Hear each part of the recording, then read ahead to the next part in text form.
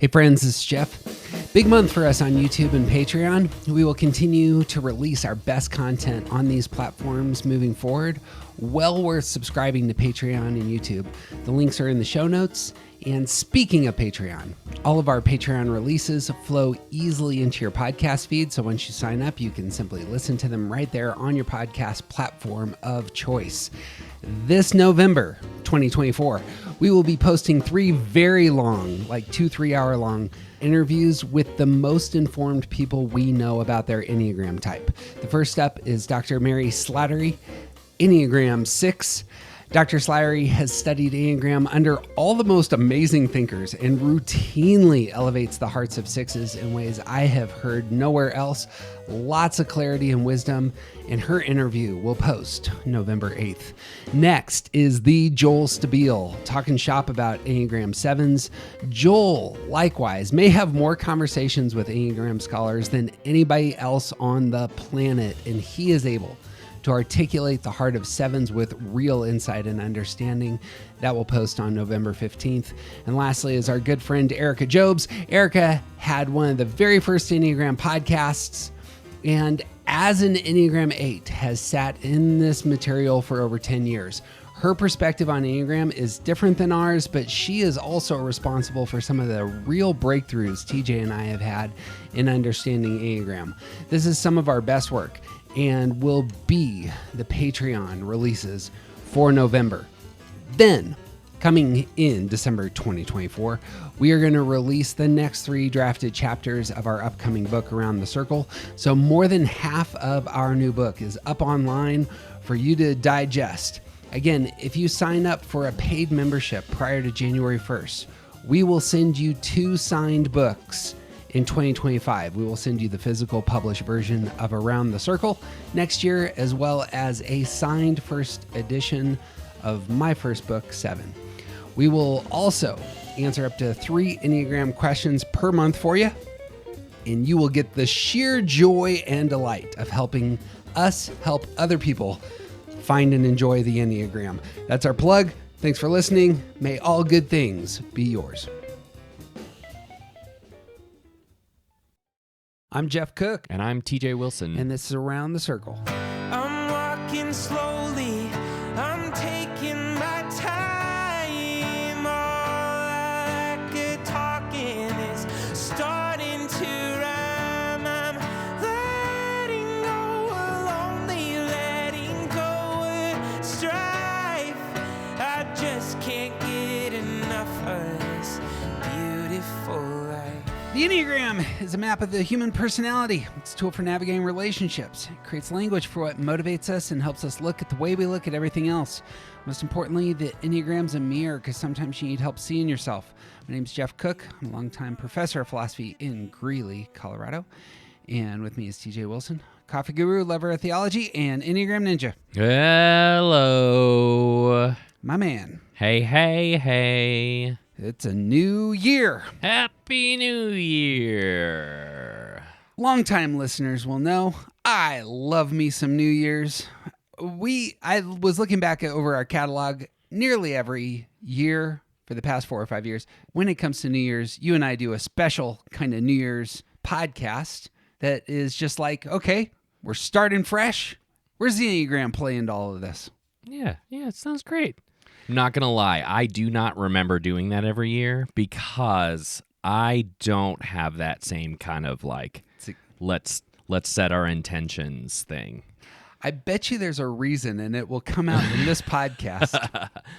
Interesting.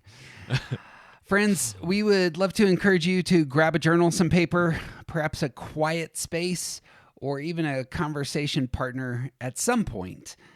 You are welcome to listen through this podcast, but this might be one of those that you come back to and use as a tool. In fact, we're going to be talking quite a bit about tools today.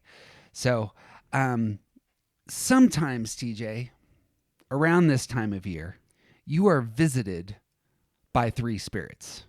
Right. Especially in the 1800s. Especially if you're really stingy, rich old man.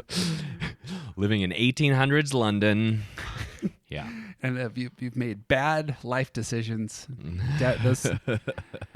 But there's a reason that Christmas Carol routinely pops up around this time of year. Part of it is it's a good time to reassess. Mm-hmm. You know, what else are you doing? You're staying inside because it's so cold. Watching Lord of the Rings, doing that, just hanging out. You should reconsider your life. Waiting for your kids to go back to school. There it is. Saying to yourself, dear God, why did we get 2 puppies? Yeah. The past visits you, the present visits you, the future visits you. These are actually not always bad. In fact, in the story, this is a great good for Scrooge, yeah? Mm-hmm. Yeah. Get to address some issues. And like even without thinking about the implications of what he's learning, it's still like they're revisiting some hard stuff from his past, but they're also seeing some great stuff from his past. That's true.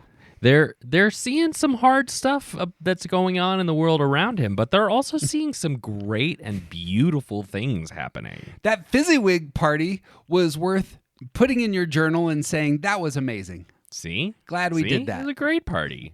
If he had just put that in his journal and remembered it, perhaps he would have planned to do a party of that sort the next year. Possibly. Yeah, put that in your calendar. Yeah. Just make that a recurring event in your Apple Calendar app. There you go. The Fezziwig Christmas party. New Year's is about what has happened. We get to the new year and we're like, this was 2024, you know? Or if you're listening to this down the road, you know, future years. It's also about what's to come.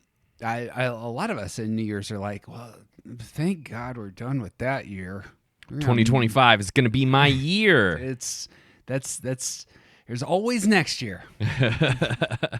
Yes. Longtime Dodgers fans and Cubs fans and Red Sox fans will understand but just wait till next year.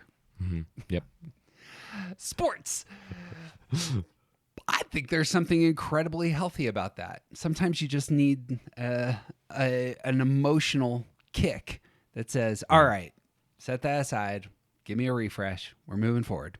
Yep. There's a heartbreaking scene in Forrest Gump where there's a New Year's celebration. Lieutenant Dan is completely depressed, and Forrest is with there's like 2 women that he has brought. They're prostitutes. Are they? I assume so. They're actually, I don't think I ever caught that.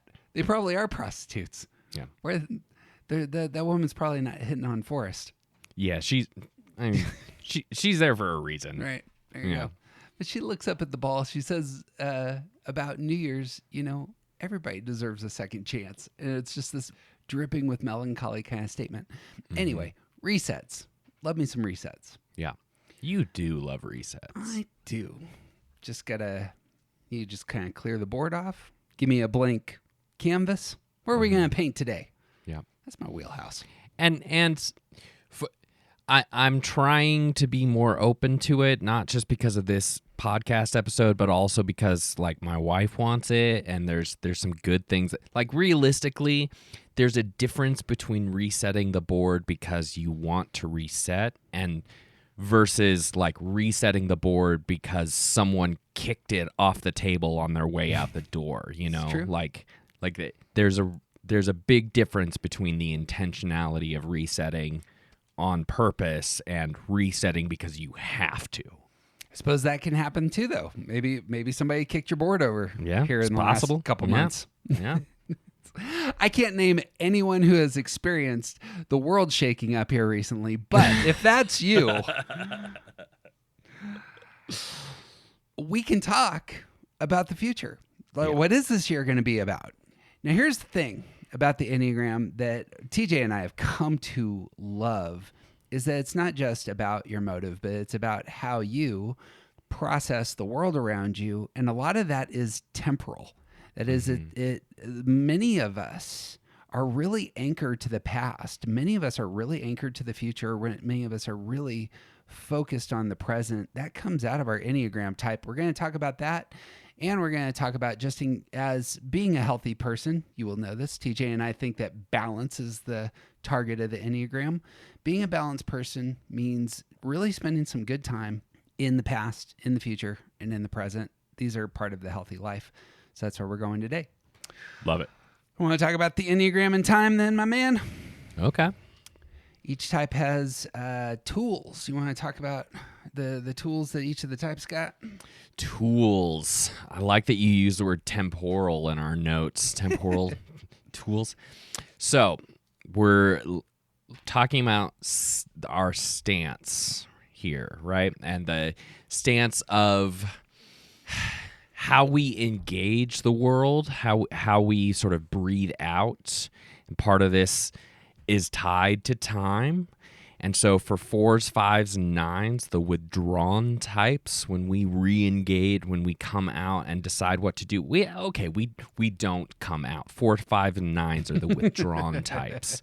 We step back and think about the past. We're very past focused. We want to know what we're familiar with.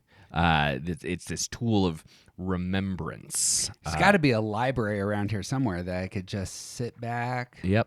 Mm-hmm. Get a big comfy couch. Yep. Sit in all the things that have happened. And that doesn't necessarily mean like we really love to study history, but like as a 9, I really like things that are familiar because I know how to respond. I know what's come. I know what to expect with things that are already familiar, and that comes from my history. Yep. Right. I am much more likely to be rewatching shows that I've already watched 100 times than I am to be engaging something new.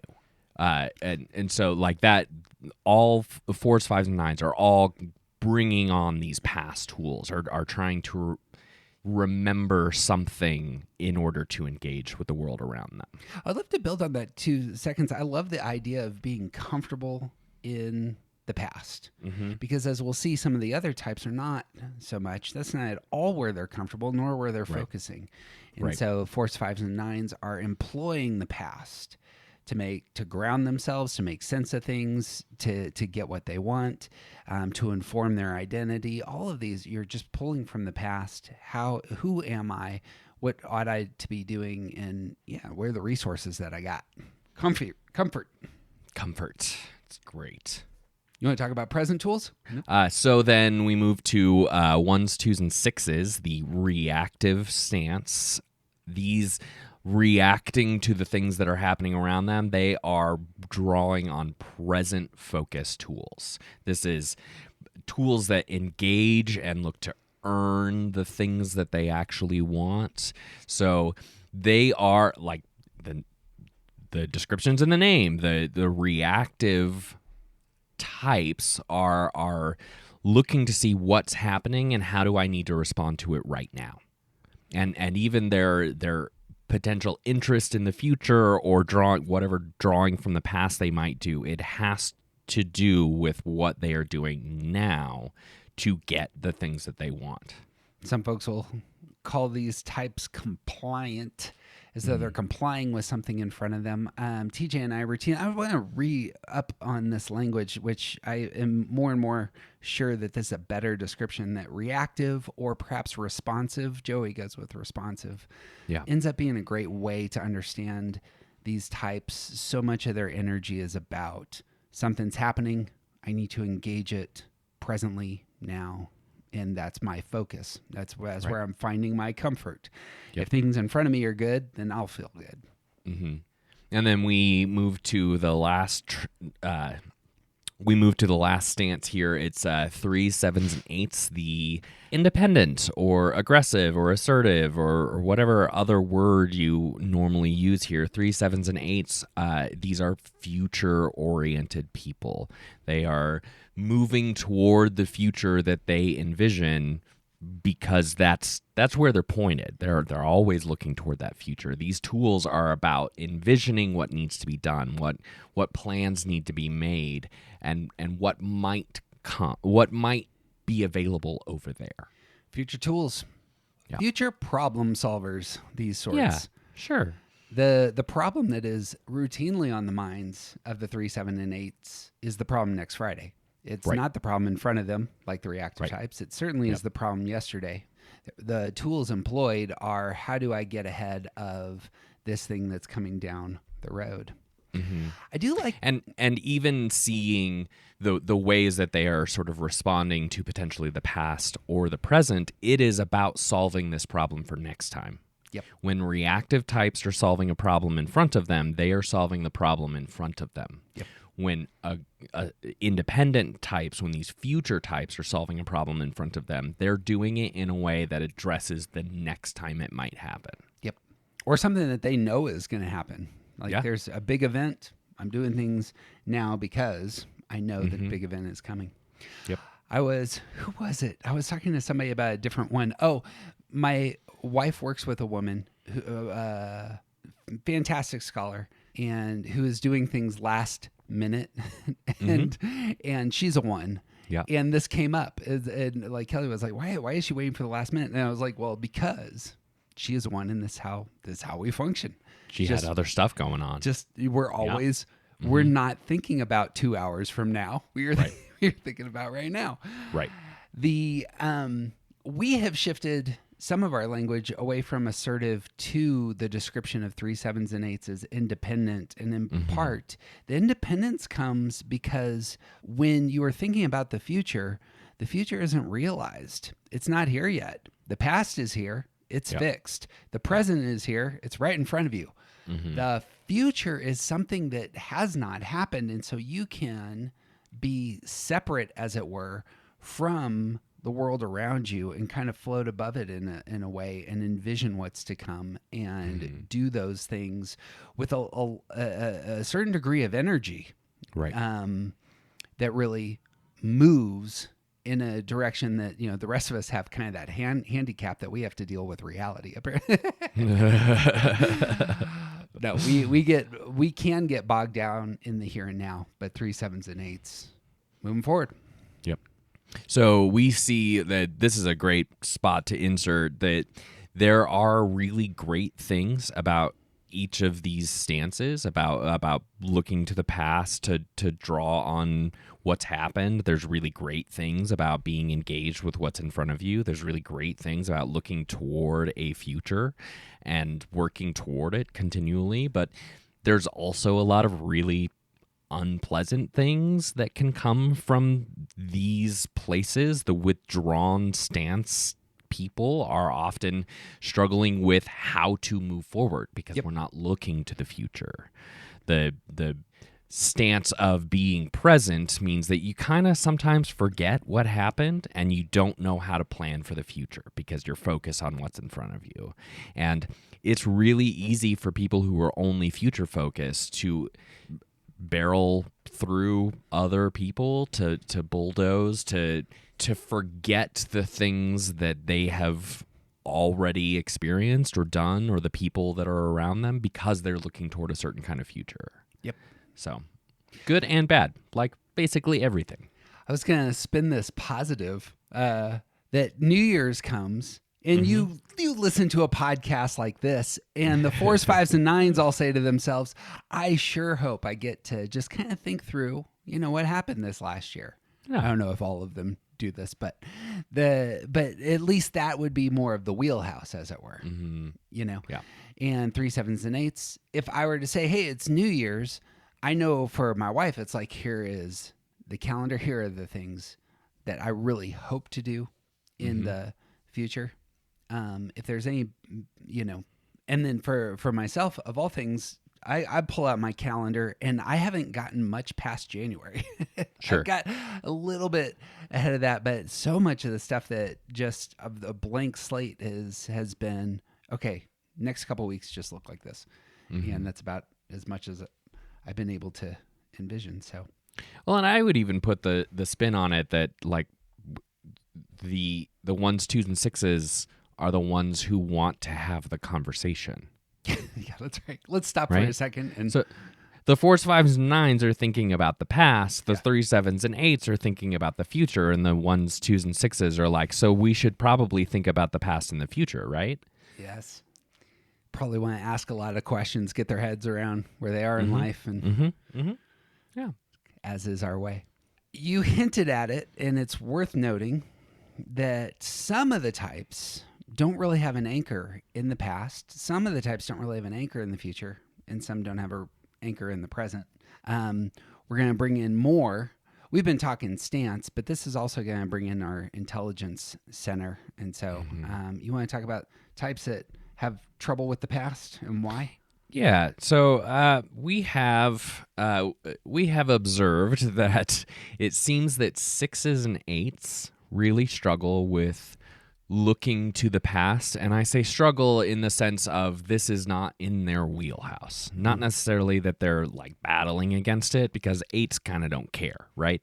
But therein lies a big part of the problem that comes with not having this anchor in the past, is that 8s are not interested, and the way that can affect their life can have a lot to do with how they don't consider other people when they ignore the past, right? Yep. So I really hope that my father-in-law doesn't listen to this, and I maybe shouldn't say this because it's still an actual sore spot, but several years ago, my 8 father-in-law decided to throw away the family's Christmas stockings because they were taking up, it was too much work for him to store them all year long. And so this way he could just get really cheap ones from Walmart every year and just throw them away. No big deal. Except that those stockings had been like handcrafted for the family. Yeah. And that included the one that my grandmother made for me. Oh. Because I foolishly left my stocking there.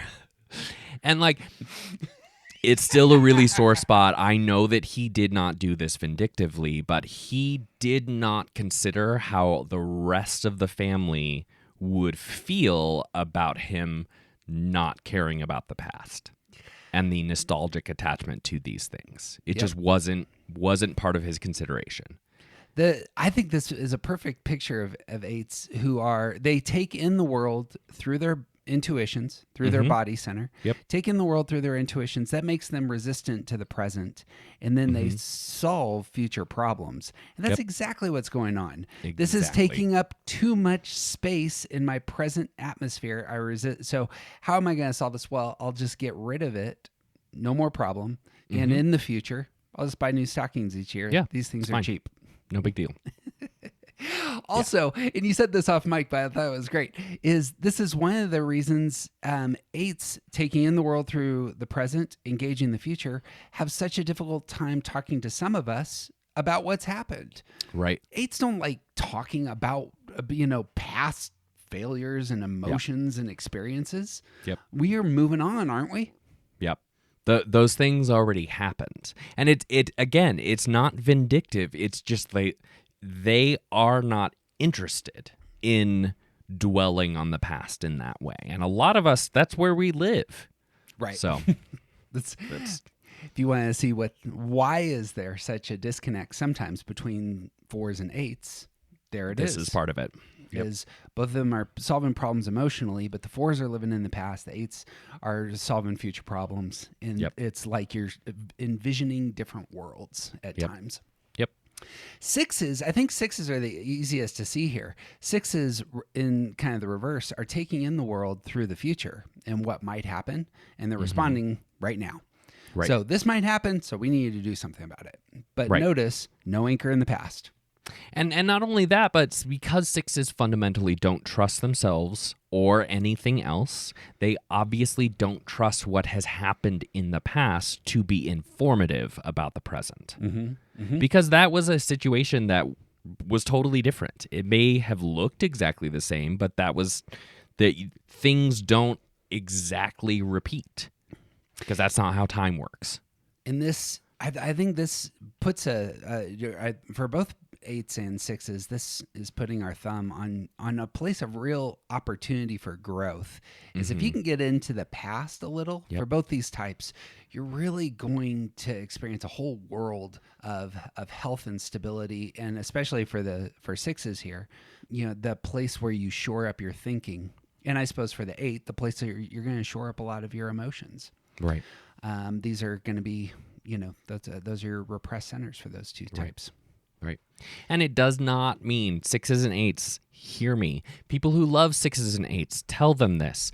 It does not mean that you are going to be stuck dwelling on things that have already happened. It does not mean that you're only going to focus on the things that went wrong. When you shore up this space, you get to remember the things that went right. You get to think about how you have succeeded. You get to think about not just the emotional space, but like what actually connected you to other people.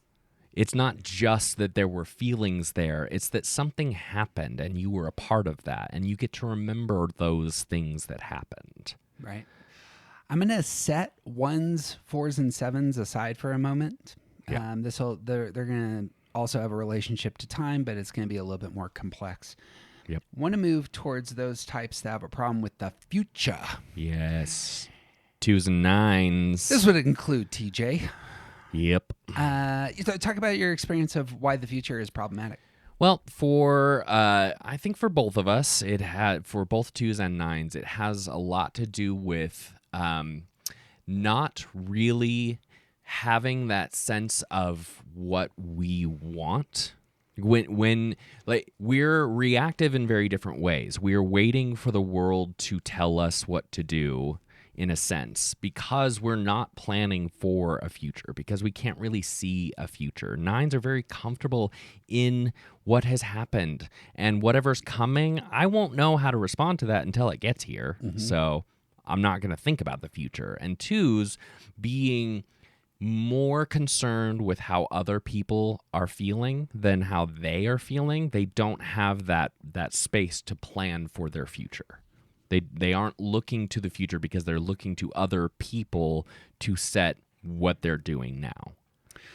Way that I'd phrase this for 9s, again, 9s are taking in the world through their body just like 8s. Mm-hmm. So they're resistant to the present, but they don't have future tools like 8s. They have past tools, as we talked about. Right. So they're employing the past to bring stability, bring calm, bring the harmony that they desire into the present. This would be why getting rid of, say, a stocking from your grandmother would be an issue. Yep. Mm-hmm. That was part of your experience at Christmas. Yep. There's so few things that are good that I can hold on to. Your connection to your family, I imagine, is important as a 9. Yeah. That might symbolize... There's so few things that are good. Do you like being disconnected, TJ, as a 9? No, it's bad. I don't like being disconnected. Sometimes I want to be left alone, but I don't like being disconnected. You'll see how this works. The blind spot being here, the future, because the 9, just in terms of the rhythm, taking in the world through their body, employing past tools, the future just remains last. Yep. And unaddressed, and this is commonly where 9s live. So too 2s, who do not need to think about future events in their mind and heart because they are taking in the world through their emotional center, which is past oriented. So 2s are bringing in the world through all the relational experiences that they've had and responding to them in the moment. Yep. And that's where they're going to get what they want. Yeah. Yeah, 2s even, we could also bring in that, like, 2s being disconnected from their thinking center. They're not using their sort of data, logic, rational, objective center to process, to engage. Like that's not where, and that center is tied to what's coming. Yeah. That center is tied to the future. Yeah. Envisioning all the things is just not where they live. Right. That's it's not important to getting what their primary motive is. Right. Hey, by the way, this is chapter 4 in our book, which is available at aroundthecircle.org. So just in case you're like, you are flying through this, I need to see this on paper. Hey, guess what? Aroundthecircle.org, you can pick this up. Lastly, our 3s and 5s. 3s and 5s will have a difficult time getting into the present. Yes. And this is interesting. So you want to talk about this? Yeah, well, 5s who are okay, so taking in that future space, taking in information with this sort of future filter of like what's coming, what do I need to plan for, but engaging from the past. So we just like other withdrawn types, 5s have a very comfortable time stepping back to observe and think about what's happened and sort of like put things in order, because that's what they're interested in. They're interested in collecting the information and making sense of it from there. It's not about what the information tells you, it's about what the information says, if that makes any sense. Like so many people, including you, not including me, but so many people in the world, the information has a purpose to move us forward. 5s are not attached to the results, and they're not interested in what we need to do with this, right? They just want to, like, here's the data, here's what it tells us. That's all. Yep. And I would love to build on this. I heard a great story this morning. It's just like it's ringing in my heart right now. But the way that I would phrase this is that 5s are taking in the world through their head. So there's going to be that future fear outlook, but they're responding to future fears with these past tools.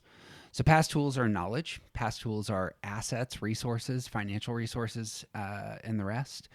And that's where you're living. It's like, here's what might happen. Here's what's in the past that might respond to what my future fears are. So I was listening to longtime listeners will know that I really like listening to Warren Buffett, who's this financial guy. Buffett is talking about his wife wanting to buy a house in the early 1950s. His whole business is based on, he has, let's just say it's a couple $100,000 that he has at the time. He needs to invest this in companies so that he can make more money and they can be set for the future. She wants to buy a house. Yeah. And here's the thing. He's not worried about the present needs. Right. He's worried about future events and his past tools. Yep. And so they end up having that conversation. She ends up deferring to him. They end up buying a house 4 years later, but that he's not living in the present moment. I need a house for my family, for my kids and my wife, because he's living in the future and he's living in the past, and the present doesn't matter. He's answering this question, by the way, in like an annual meeting, which has like thousands of people show up to this thing. And he turns to his partner, and he says, when do you think it's the right time to buy a house? Because that was the question. When's the right time to buy a house? Okay, sure. So Warren Buffett, in answering the question, when is the right time to buy a house, he told a story about how he bought a house. Yes. And his partner, when should you buy a house? And his partner goes, when you need one. Yep. Perfect. Yes. So sorry that was all rabbit traily, but the past and future, it makes a lot of sense to me there. 3s, opposite side, taking in the world through their heart center, which is their emotional core, which is past oriented, and responding again with future tools.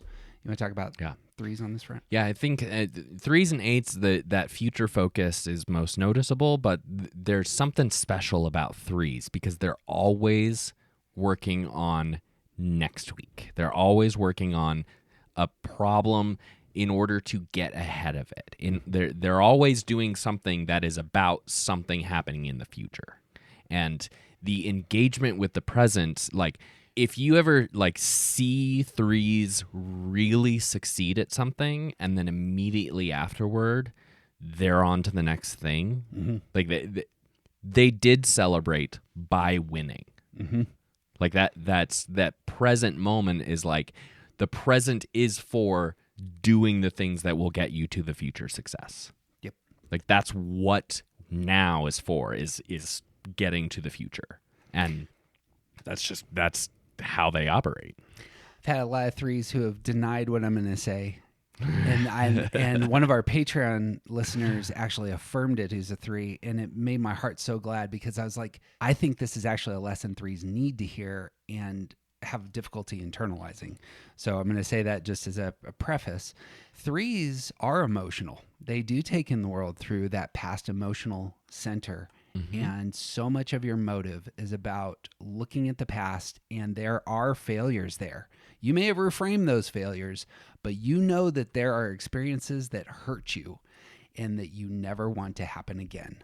And that's the energy for a lot of 3s is I've experienced what it's like to not be prepared, to look bad, to lose, to not put forth the image that I want to, and it won't happen next Friday.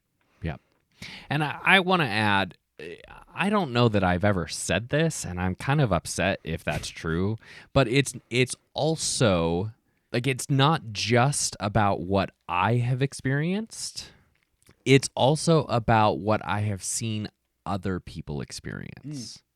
I saw that person show up for that presentation and they were not prepared. Yeah. And they looked like a fool. Yeah. And I will not be looking like a fool like that. Exactly right. That heart center is not just about what I felt, but it's also about what other people felt in the past. Yep. When I experienced something, when I saw that room full of people watch that live event on television, when I saw this, like, 3s are not just experiencing their own emotions. They're actually often not experiencing their own emotions. They're experiencing what the room feels when they see something happen. Yep. And that can be when they're on stage, but it's often when they're not on stage. They still see success and failure even when it's someone else. That's a good call. It is the case, and this one of the things I really cherish about, my wife is she actually is able to see the successes of the past and even color them in a little bit. And so when it comes to New Year's, what happened this year? She's all about, this is what happened in February, and this is what happened in April, and this is what happened in June. Yeah. Because it is in the past now, she is taking the world in through the past and able to recall it in some pretty vibrant colors, which I find, which I can't remember the past, so I need that. Bang. Let's talk about 1s, 4s, and 7s. Great. What's the skinny on these types? Darned idealists. Right? We have issues when it comes to time. Okay, all of us have issues when it comes to time, but yeah, the 1s, 4s, and 7s have a special kind of issue. That's fun. So this is one of the places where you and I may not necessarily agree fully on what kinds of issues, but because these types are idealists, they are actually doubling down on their orientation to time. I think that's a great phrasing. Yeah. So 1s who are oriented to the present, they are a little extra oriented to the present. And 4s who are oriented to the past are a little extra oriented to the past, because that heart center combined with that withdrawn stance means there's a lot of past going on for 4s. And then you have 7s who are in that head center and the independent stance. They are really doubling down on the future, on what's over there, on what could be. Yep. So we are exactly on the same page on those fronts. And yeah, just to say it a different way, the 4s, and if you're a 4, you'll know this, or if you are somebody that loves a 4, you'll know this. So much of reality is the past, and it's not just this is what happened 5 weeks ago, but responding to what happened 5 weeks ago is itself using past tools to think through the events of the past. And so 4s can live in that space of romanticism, perhaps as a positive spin on this, or just living in what has happened can be a place that 4s dwell for both good and for ill. So sometimes for those of us who love 4s, we're like, man, you need to get out of that relationship. You guys broke up 3 years ago. And that can be quite difficult. On the flip side, however, 4s can bring out so many of the beauties of the past for the rest of us, in terms of their artwork, their expressions, don't you remember all these things that have happened, and be able to communicate those. And even seeing like that relationship that ended 3 years ago, part of why they are comfortable being in that space is because there's still something to be remembered there. There's still something there that is, I think, sorry, 3s and 8s and 7s, but 8s in particular, like the relationships that you have in the past still inform who you are now because they're a part of you. And 4s know that. 4s get that. 4s live that. So here are things that are beautiful and true and ought to move you emotionally. Mm-hmm. Those are and some of those things may be bad things, but they still are part of you. Yeah, there you go. 7s, on the flip side, here's taking the world through their head, and so focus on the future, responding to what's ahead with future tools. Yeah, it's all about trying to get to the next thing and trying to stay open to what might be available. There's this excitement about what could be coming, and so it's there's a lot of not just planning, but really it's imagining. It's imagining what could be over there. What's keeping yourself open to the possibilities of something coming in that you're not expecting. Like there's an openness to the future that 7s get to carry with them and have all the time. And man, that's part of what draws us to a lot of 7s, right? Is that they are not necessarily, I wouldn't use the word optimistic, but there is a very clear, like 7s are open to possibilities. Yep. And that is all about the future. Laced in that is the need to know that you have your stuff provided for. Your resources for 5, 6s, and 7s will be a huge issue. You know, 5, 6s, and 7s all want to know that their stuff is taken care of. 7s, in focusing on the future, are often bouncing for the sake of provision. Right. So part of what I think about these types that I don't know that you'll agree with me, but maybe I'll try to convince you someday, is that I think that even though these types do double down on their orientation, I think they also do align with a sort of rejection, a struggle. I think 1 struggle more with the past than they do anything else. I think 4 struggle with the future more than anything else. And I think 7 struggle with the present more than anything else. I would agree with this. And okay, I got great. a theory about it. Go ahead. Okay. I think it's a lot of it is tied to their orientation plus the idealism. Okay. So 1s oriented to the present moment, but also sort of resistant to the present moment. This is where you get a sense of them wanting things to be better, wanting things to be improved. That points them toward the future. Yep.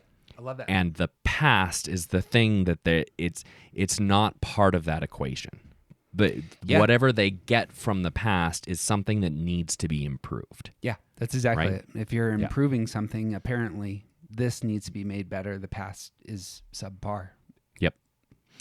And so 4s, a similar problem with idealism is that they are idealizing a romantic experience, a connection, something has happened to them to give them a sense of beauty or wonder or whatever feeling they are really wanting is something that they remember happening.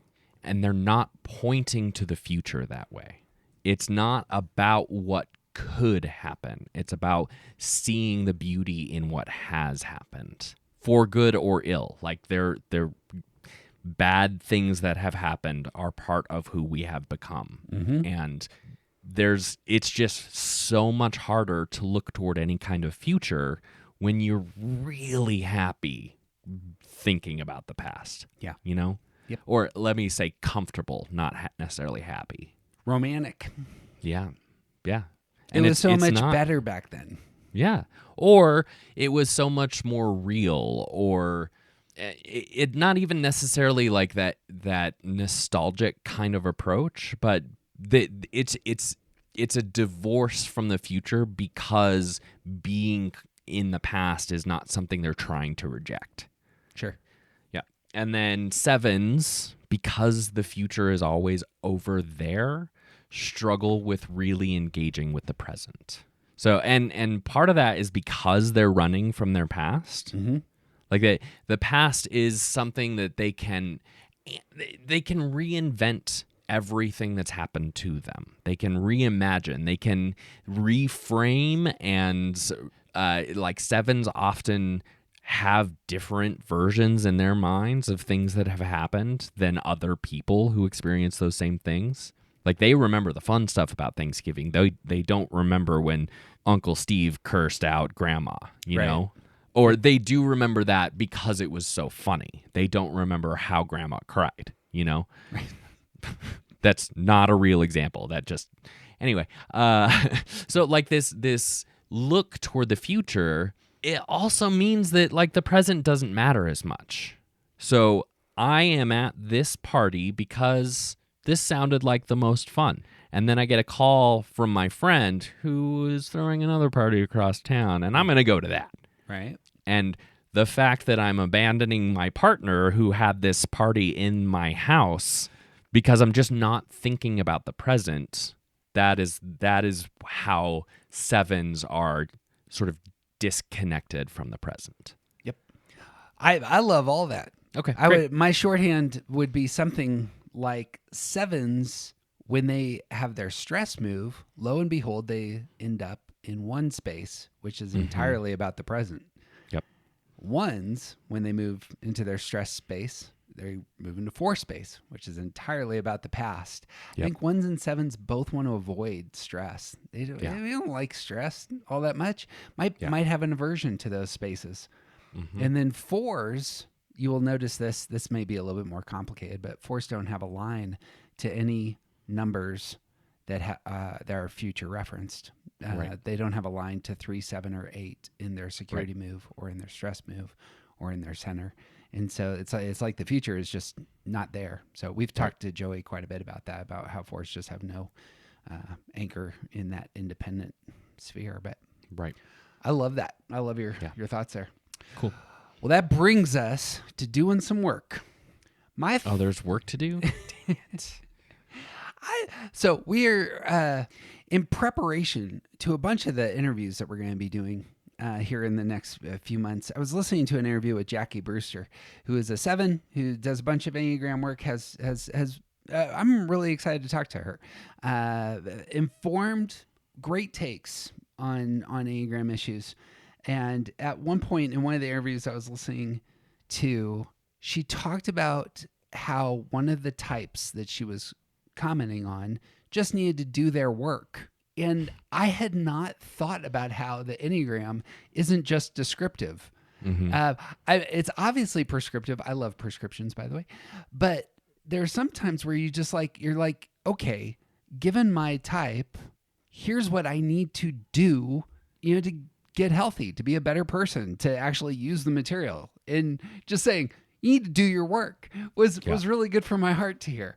And so, fortunately or not, the rest of this podcast is going to be about doing your work. And it's going to revolve around this sort of stuff. Many of us, when we come to New Year's, I mentioned this earlier, but we come to New Year's and, for the 4s, 5s, and 9s, what happened this year? That might be your wheelhouse of just saying, I loved thinking about, this last year, or 3, 7s, and 8s is what we're going to do in the new year. Mm-hmm. It's the other stuff. The time orientation that you don't really have an anchor in, that you really should pause and you really should do the work. And this is one of the places where, like, without the balance of those three things, past, present, and future, mm-hmm. the work being done may end up being fruitless. Yeah.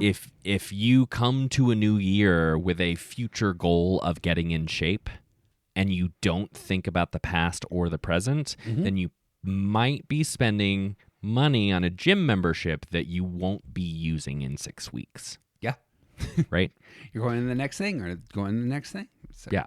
Or you don't remember that you already have tried this tactic and it's just plain not going to work. Or you don't recognize that, like, you have too much to do to actually use a gym membership for the next year. So, like, maybe you need to come up with a different plan other than this thing that you didn't really think that hard about.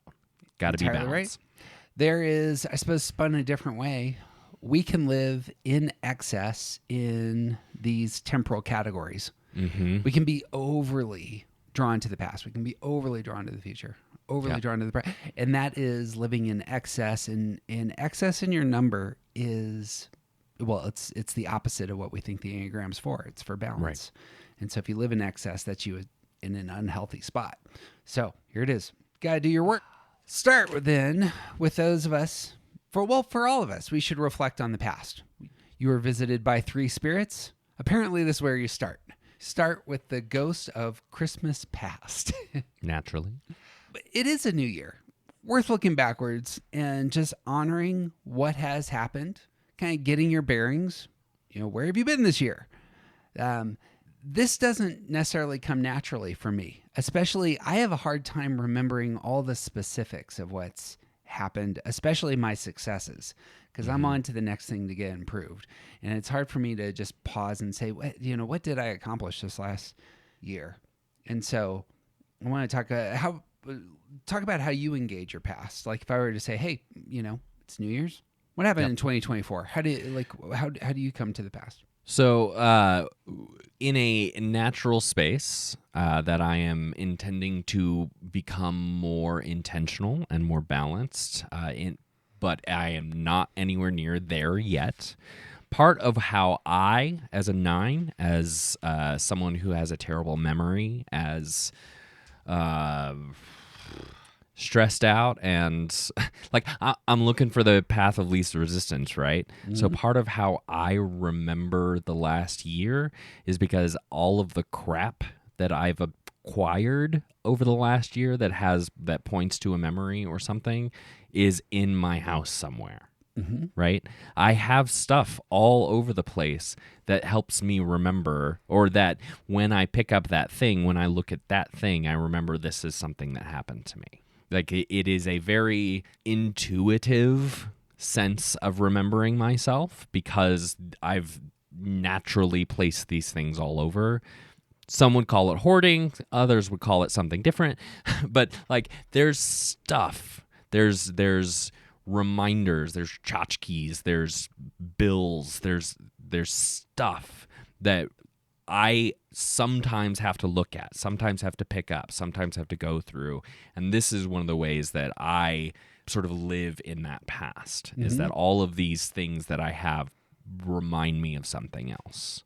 Now, bringing some intentionality into that, what I'm hoping is that I'm going to organize that stuff a little bit better, to be a little bit more intentional about going through it and saying, oh, this is where we have been, this is where, and also bringing in other people, other sources to help me remember where have I been this year and what was good about that thing. Not just that it happened, but what was good about it, what was bad about it, what was hard, what was easy, why did it work or not work. And like analyzing that past in a way that's not just like sitting in it so that I can feel more comfortable, but actually getting some knowledge, getting some feeling, getting something out of that so that there are next steps. I love that end there. There's something about engaging the past that's going to open you up to emotions. Mm-hmm. And that's that conform, that obviously that's Enneagram to its core in terms of you're taking in the world through the past. It's your emotional center that's engaging that. In doing so through these items, it's helpful. For me, I got to do the work. So the work for me in terms of engaging the past, especially this time of year, my wife and I both have to intentionally sit down, and we have our journals, which for me is kind of like a calendar thing, but it's a mismatch. But I have like all the things that are important to me are kind of in there. But journals, calendars, but especially recently with some technology, just having photos and having some apps obviously will give you kind of a slideshow of your year, and just being able to sit down and look at these things and emotionally allow them to wash over you. I'm actually kind of resistant to that because I don't always like to not be in control of my emotions. Mm-hmm. But it's work for me to take in both the sad things, but also the happy things. The happy things can also be taking me to places that I don't have control over. Yeah. But that's doing the work because you can name a whole host of things. It seems to me that engaging the past, and this would be the exercise in my mind, engaging the past through items, as you were saying, through photos, through your calendar, through your journal, through bills, through the stuff that's still on your table that you haven't dealt with. Being able to say this, what were the places that you are thankful for here is a great place to go. But as we said with, the past is real. And you also need to say, what were the hard things that happened this last year? What did the good things teach you? What did the hard things teach you? That seems to me a great place to be at this time in life. If I'm going to do past work around New Year's, it's going to look like that. Where the good things that happen, bad things that happen, what is it that they teach me moving forward here? Yeah. Any other thoughts there? No. I suppose two other questions, and these idealists that I am, I suppose, just kind of jump for me, end up being something like, not just what was the best part of last year, but what does it say about your life? What does the past communicate to you? Yeah. So often, life can just fly past us, as it were. I woke up this morning actually thinking, I'm going to turn 50 soon. And that's a thing for me. Yeah. I'm hitting 40 this year. I know it. Yeah. We have an elaborate kidnapping, take you somewhere fun plan in the works. It's I probably will forget you said that. So. Quite devilish. I have no idea what we're doing for your birthday. I was waiting for an invitation.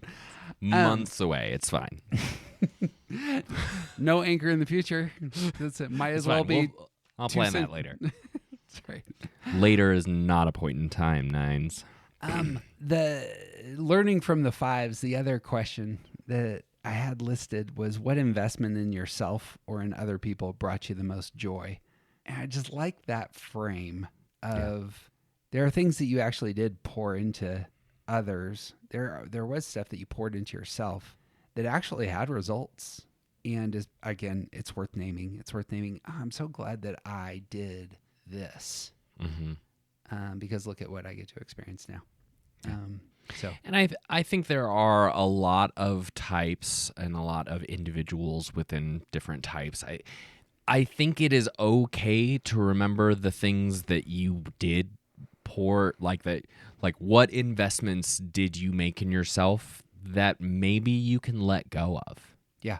Because they didn't work. Right. And that's not a judgment. It's a statement of fact. That's exactly right.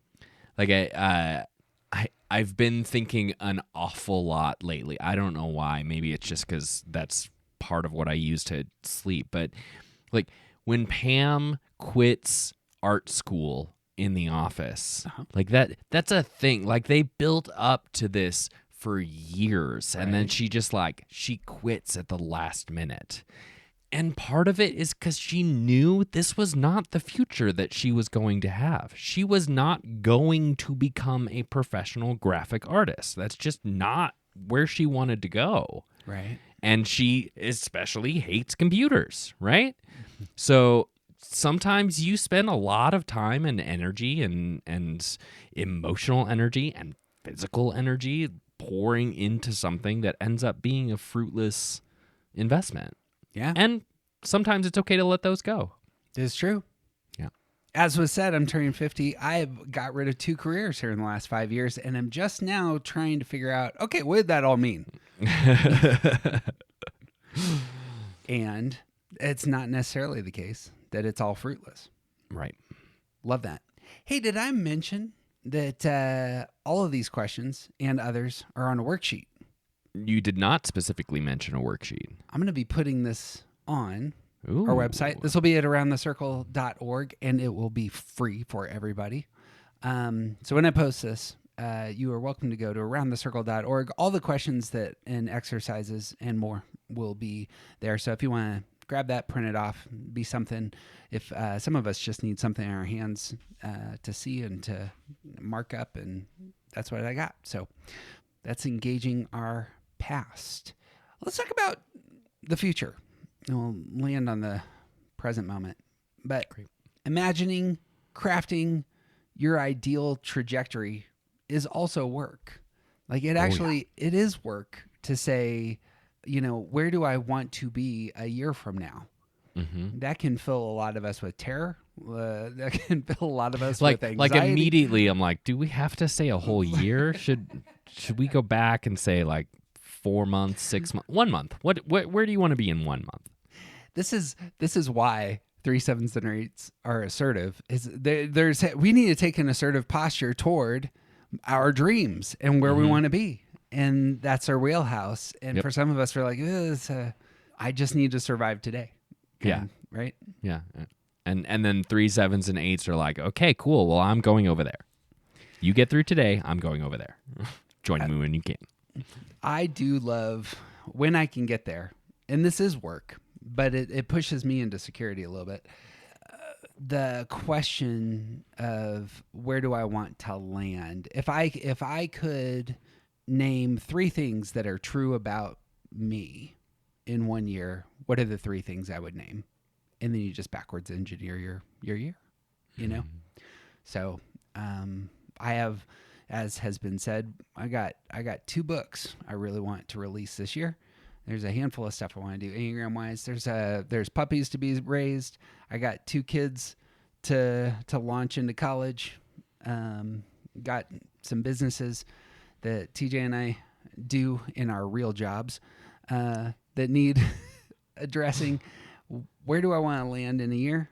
Naming it, and then just kind of outlining what are the steps to get me there. That is work for me, but it's very gratifying when I can get there.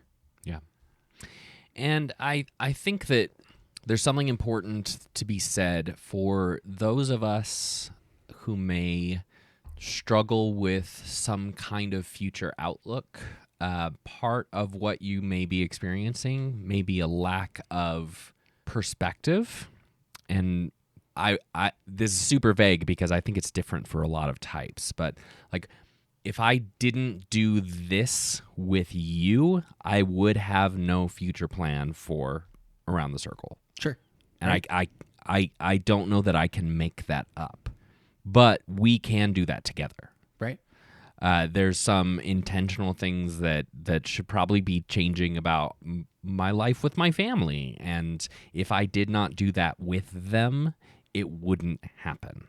And I think that there's a lot of types that, like, not necessarily you have to include the other people, but if you're only thinking about your career, then you're not thinking about who you want to be. Yeah. If you're only thinking about your investments, then you're not thinking about how your behavior might affect other people.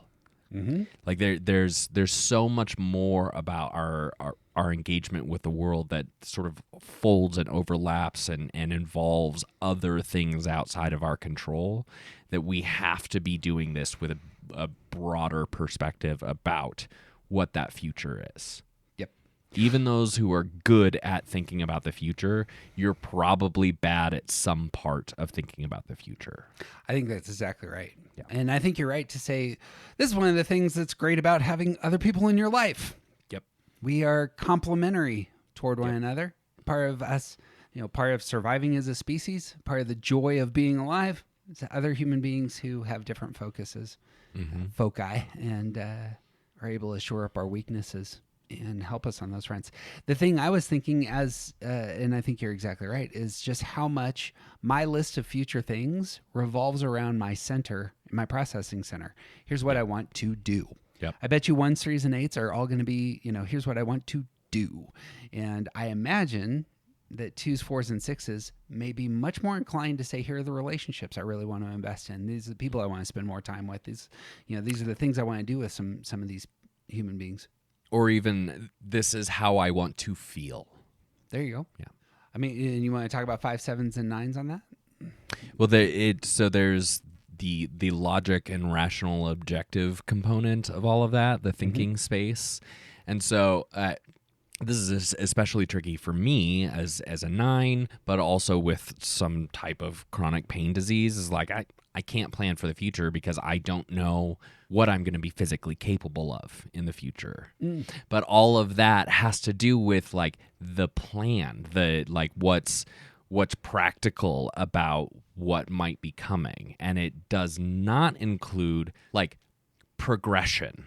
Like you talk a lot about checkmarkable things, and I am learning that part of my struggle about looking toward the future is that I don't know how to set check marks because I don't see landing spots in that way. So the future doesn't make sense. That would be doing the work then, yeah? Yeah. So I imagine, just talking about complementary people, I bet your wife knows exactly what she wants and, or what is ahead if things go very badly that need to be altered now. And I bet she lets you know. Well, and even making a plan about what things we need to change. Yeah. For me, if we change all of those things, I don't know if it's going to produce results. For her, it doesn't matter if it produces results. These are the things that we need to change. Yeah. Yeah. I suppose I don't know if there's a right or wrong here. If in coming to the future in the spaces where I have I have a knee that needs to get replaced. That is check markable, and I have absolutely no slowing down in my purview, as it were. Sure. Yeah. But now it may be a different problem, but I don't envision things getting worse. I envision, here's what I'm going to do to address the present problems that I got, such that things are up and things are moving. Granted, I don't know. There's I don't want to say just optimistic, pessimistic, because that's not necessarily what's going on here. Well, but there's a level of rationality that is involved in planning for the future that eliminates subjective possibilities. I don't know, as someone who processes rationally, I can't predict these certain things because I have no idea how it's going to go.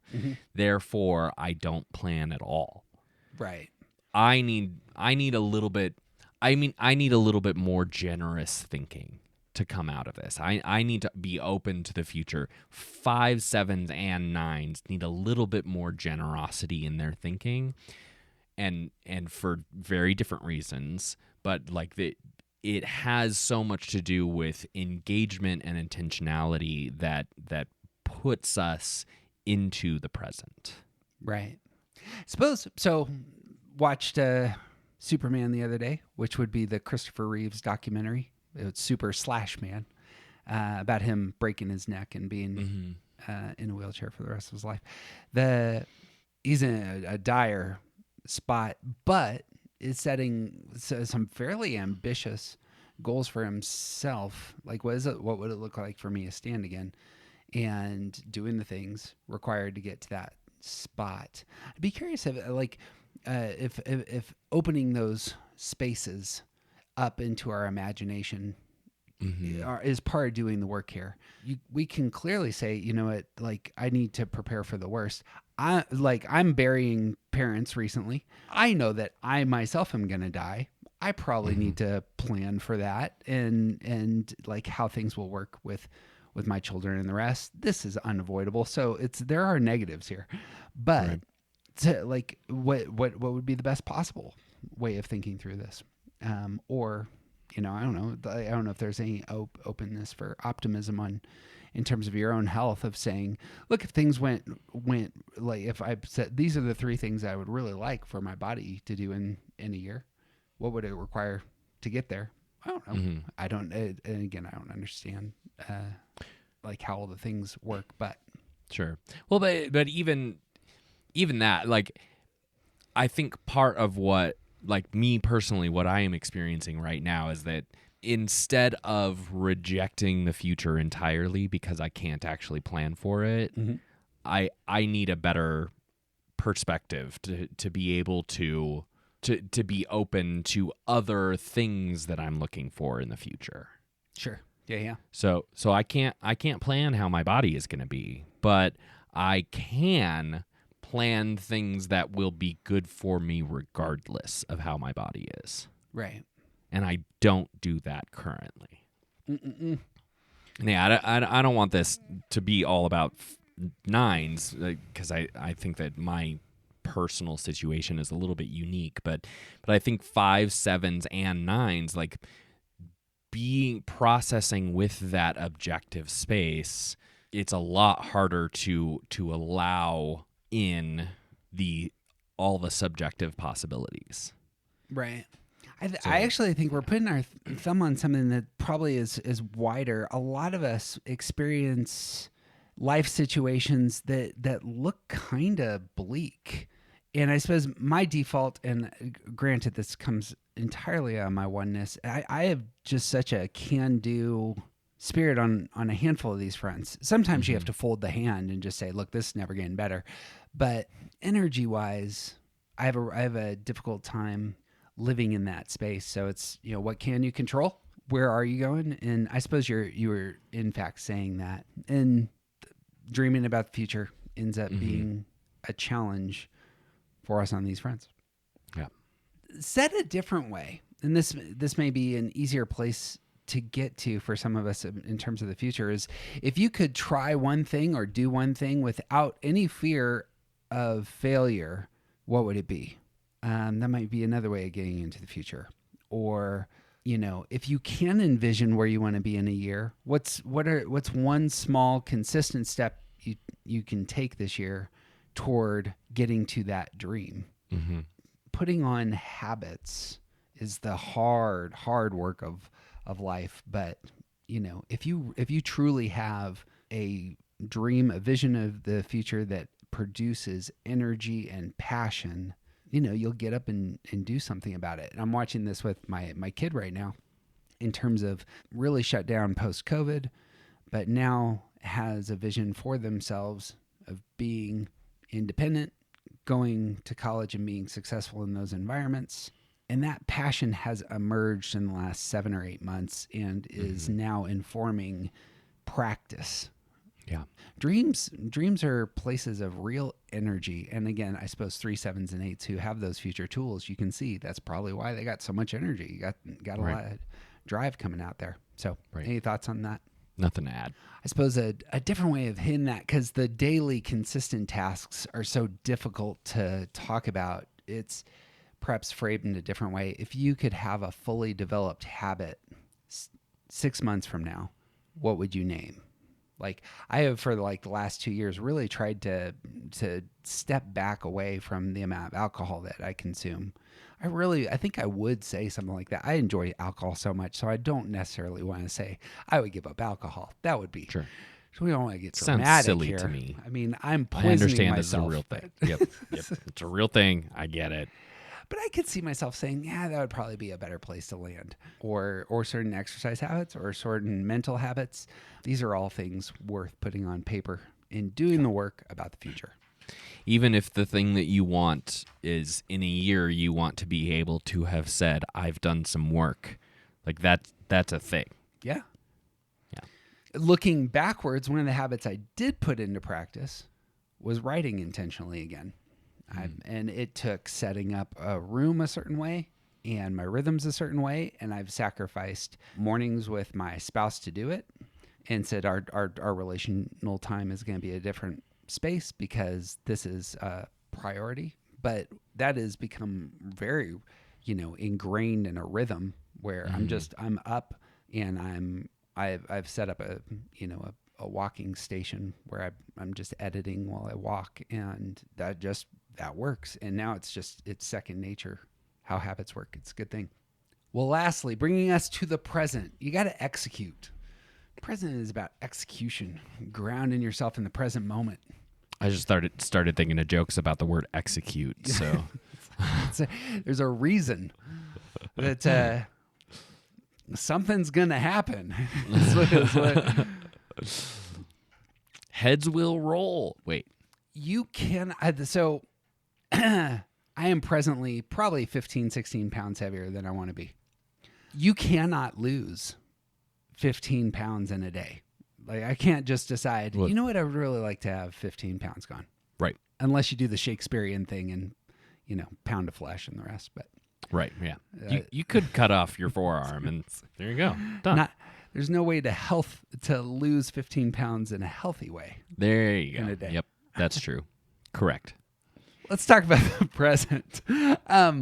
Some of the things that I think are helpful are just taking an inventory of where you're at. For example, writing down 10 words that just describe where you are right now. Right now can be helpful. You're not looking at the past, you're looking at today. Where are you right now? What are 10 words that would describe that? And for a lot of us, we need to have already done the past work to understand where we are right now. Absolutely. I think the presence, as our podcast will display, should be the last thing. Probably say, here's the past, here's the future. All right, let's talk about right now. Yep. My favorite question on our list is, who are the 5 people that bring you the most joy? That's a present focused question for me. Yeah. It has some implications, because if you can name, these are the people in my life right now that really bring me a lot of joy. Mm-hmm. Those are the relationships that really matter, and ones that you should probably cultivate. And dare we say, those are the relationships you probably should invest time in. Yeah. Like pulling away from that space of what has happened to me and what do I want for my future. Like there is a real truth about like needing to acknowledge and possibly address what things are going on now and might need to be changed. And so if one of your goals is to start drinking less, but your second closest friend is a bar fly, that has real implications, right? And like a lot of sevens experience this thing where when they try to start changing, the people around them get upset because they're not the dancing monkey anymore. There are a lot of things in our life that are going to be affected when we start to do real growth work. And if the 5 people that you're closest to are not on board with your growth work, you're going to have some problems. That ends up being, the relationships have such an influence, such a big influence on who we're becoming. Yeah. It may not just be who's bringing you the most joy, but who are the people that you want to be around who influence you becoming the sort of person that you want to become.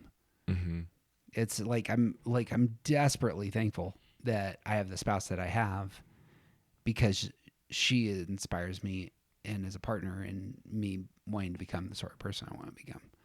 Yep. And that can be real difficult if the people that are closest to you aren't that way. Yeah. I suppose this is the challenge for me is the flip side is, can you name 5 people who drain you, who actually are negative influences on you? And how can you like minimize or even eliminate, interactions? Yeah. And it's also possible that this exercise is about getting this into awareness. Yeah. Absolutely. Which is a present moment focus thing. It may be the case that you are not aware of how much energy your child is stealing from you because you think you're not supposed to be aware of that. Children, I think that's why we should bring that up. Like, obviously children are draining. Yeah. You probably can't minimize your interactions with your kids. That's true. But kids are a great example of, your kid is stealing all of your joy because they're so hard. Yeah. And maybe this year is about rethinking how you approach that person. Yeah. That's just maybe something in you needs to change so that you don't experience soul sucking from the child. But maybe you can start to understand them or engage with them in a way that brings joy instead of steals it. There are duties that we have that supersede just joy, as it were. But that doesn't mean that we can't find joy in them. Right. I was the parent of a 2-year-old and a 4-year-old working 3 jobs, and one of my kids is autistic, and I was trying to make that happen. Yeah. And my wife also had 2 jobs. And all the rest of us are like, why? Well, Why did you do so much other stuff? You had enough on your plate. just trying to pay the bills. Yeah. But part of that is also I can set aside some ambitions for a while. And that part of the art of, recognizing where are you in the present moment needs to, be engaged so that you can make wise decisions. Yeah. Yep. So obviously we survived that season, and sometimes even being able to name this is a season, looking at at a time and saying this is a season. You're in a season prior to your child, going to kindergarten and first grade and the rest, where like all of a sudden you're going to get all sorts of new time available to you. Right. And at this sort of third step of this time focus, like part of good health and balance is holding these, like Suzanne Stabile loves to quote, is it David White, who says maturity is holding all 3 things in balance at the same time. I'm plagiarizing. I'm definitely not getting this exactly right, but the idea that we have a foot in the past, the present, and the future when we are thinking about what's happening, when we're doing these assessments of where I am right now. It's actually really good for me to remember where I was 6 months ago before my child started preschool for 3 hours every day. Where I am now, which is like, oh my gosh, I cannot wait for winter break to be over and for her to go back to it's just 3 hours. It's only 3 hours, and it makes such a big difference. Yeah. And also, in like 7 months, she's going to start going to school all day. And like, I am currently in an in-between place. But I'm also right now, and holding all 3 of those things together is like, remember what it was like then makes now a little easier, and looking toward that future makes now matter more. That like, I need to start making some plans about what I can do, how I want to start engaging with her in a different way when I'm not going to see her for 8 hours every day. Yeah. Et cetera, et cetera. There's all kinds of things about looking at where I am right now that draws on the past and also includes a plan for the future. Right. Yeah, it may feel like the future, hey, you're going to get all these hours. But you were exactly right. You're also no longer going to have that constant connection with your daughter, which has, you gain something, you lose something. Yep. Living in the present, I think that's a great expression of what does it look like to kind of be present focused, is here are the real hard things right now, but here are the good things right now, and I need to cherish them in this time. I would give $1,000 immediately for one day with my 2-year-old and my 4-year-old. And those were the hardest days of my life as well. So... And those dummies are downstairs right now. They are. They are and they aren't is what it is. Yeah. So both of them hate it when, you kind of bring up. So yeah, good things, bad things, cherishing those things. Like even the worst days of, my mom was sick for 10 years before she died. And it's the same sort of story. Like where I'm thinking, God, I just want this to be over. Yeah. But of course, I don't have my mom anymore. So, right. You gotta navigate the present moment. This is valuable. Do your work. Yep. And part of what you are coming into a place of balance that looks a little bit more like reflecting on a past that you have experienced. Part of my coming into a place of balance now is about making those lists, is about figuring out where I want to go and what I need to actually do to get there. Right. Like, we are all going to have a different kind of experience with these exercises. Yeah. But there's Right. still, like, coming to the end of it, there's something good here for all of us about bringing these things in balance. It's a good word. Hey, did I mention that we'll post a worksheet of this sort on aroundthecircle.org? You did. I think it could be said again. Why don't we say this again? There's all sorts of stuff, in fact, at aroundthecircle.org. This, starting in January, we're going to start releasing videos where we dive into the triads in kind of a college-style lecture. We have all of our full episodes from all the interviews that we've been doing in the past couple months. That's going to continue. So, I mean, by the end of this year, envisioning the year to come, by the end of this year, we're gonna have just a fantastic library of interviews with the most informed people that we know on Enneagram, on their types, on other types, and I'm really excited for all the places that we're going and all that's going to be posting. Me too.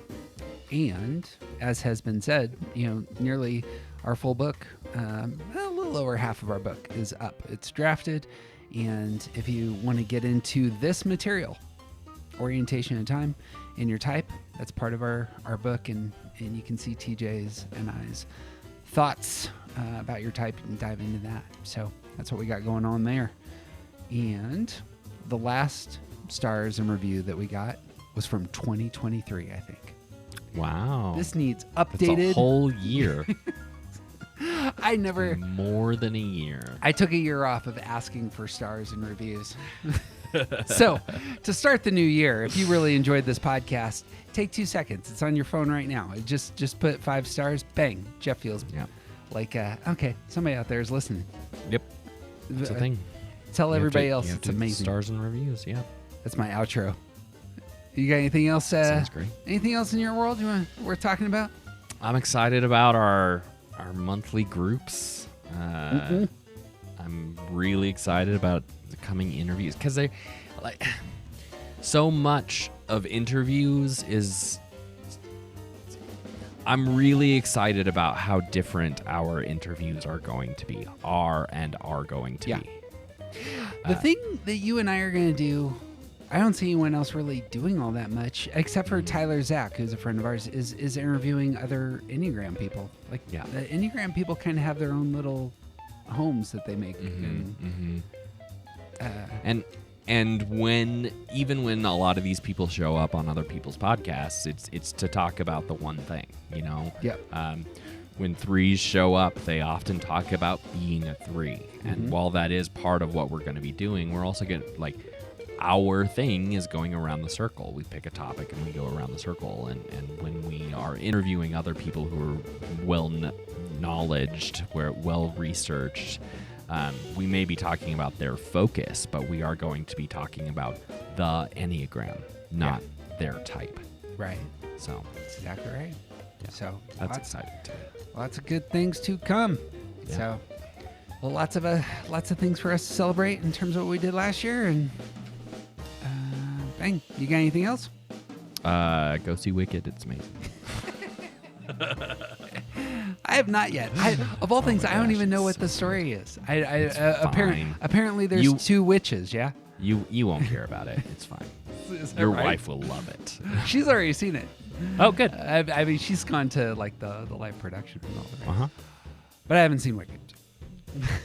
It's okay. It's great. It's so great. And I'm really mad that I have to wait 11 months for the second one. They didn't say this is a part 1. That's a huge bait and switch. Oh, yeah, but everyone who was paying attention knew. That you couldn't do it in one film? We knew. No, we saw the news when they announced that it would be 2 separate movies. Oh, I didn't see that. See? Okay. Yeah. I mean, You not weren't that- following this one the same way that you Yeah. would follow a Star Wars show That's or right. something else like that. I know that was. I know they're doing trilogies with these other properties. Yeah. That's This funny. movie is not going to be a trilogy unless they screw it up in the next 11 months. Do the Hobbit with it. If they want people to burn it down, You probably could do a Dorothy origin story, kind of slide it in. Just We already have a Dorothy origin story. It's called The Wizard of Oz. You don't hear about how she and Toto met. I mean, they're just already together. There's no story there. I mean, this She was lives on a farm in Kansas. That's it. That's the whole story. It's the point. She lives on a farm in Kansas. Okay. Well, you got anything else? I got nothing. He's CJ Wilson. He's officially awesome, and someday he will find himself crying uncontrollably about his 4-year-old. Probably true. And I'm Jeff Cook, and who you aren't just isn't interesting.